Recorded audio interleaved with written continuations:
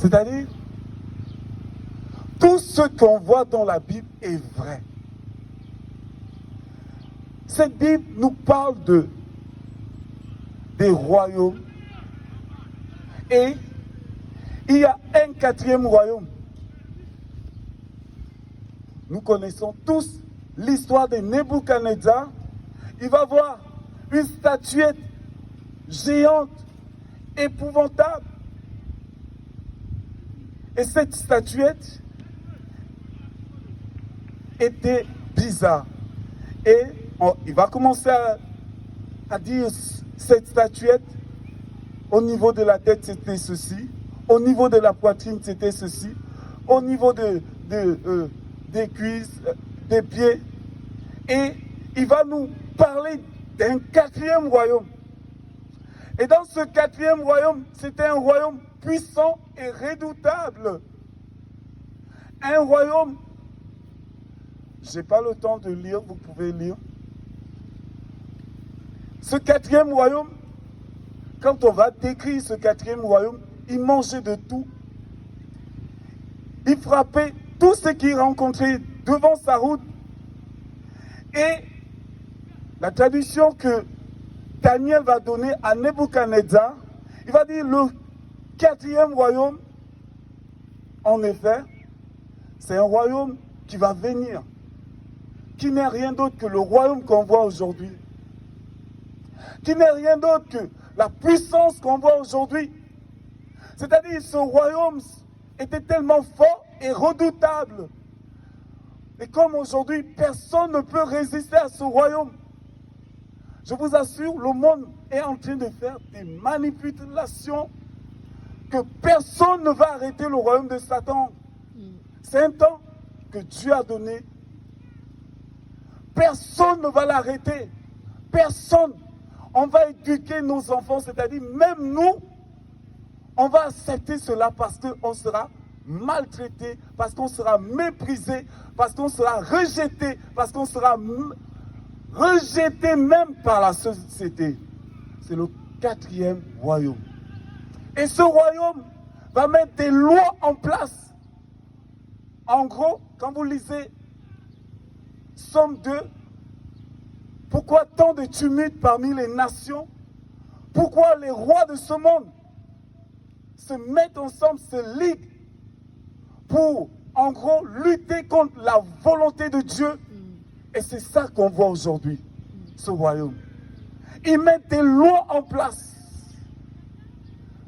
À partir de 7 ans, quand un enfant a déjà 7 ans, on peut déjà lui parler de l'homosexualité. Personne ne va bouder. Personne. Une fille de 15 ans, elle peut avorter. Personne ne boude. La société, si tu essaies de bouder, amende. Et c'est le quatrième royaume. Les chrétiens, étant dans ce royaume, je pense que le Seigneur nous appelle à faire quelque chose. Et c'est un royaume. C'est un royaume qui va mettre des lois impudiques. Les lois contre, en gros, c'est contre la volonté de Dieu. Parce qu'ils savent que cela entraîne la colère de Dieu.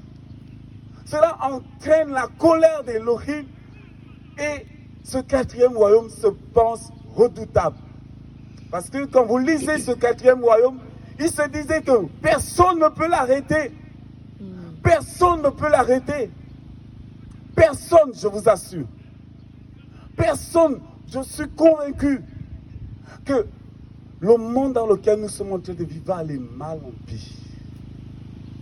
Et ce royaume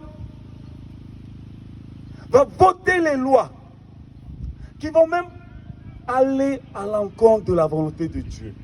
Des lois qui vont empêcher, c'est-à-dire ceux-là qui parlent de Dieu, faire ce que Dieu veut dire.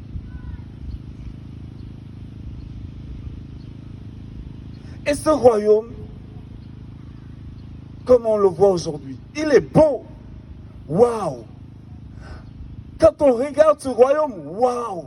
Mais c'est beau. Il y a tout aujourd'hui. Alors que ce royaume a un but. Rebâtir ce que Nebuchadnezzar n'a pas pu rebâtir. C'est-à-dire cette tour qui va toucher le ciel. Et dans ce royaume, ce qui est bizarre,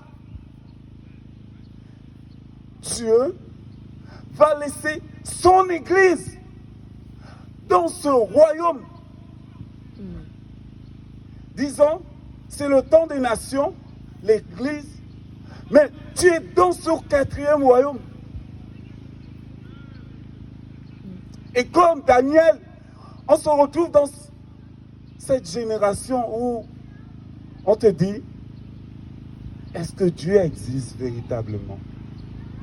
Est-ce que Dieu existe véritablement?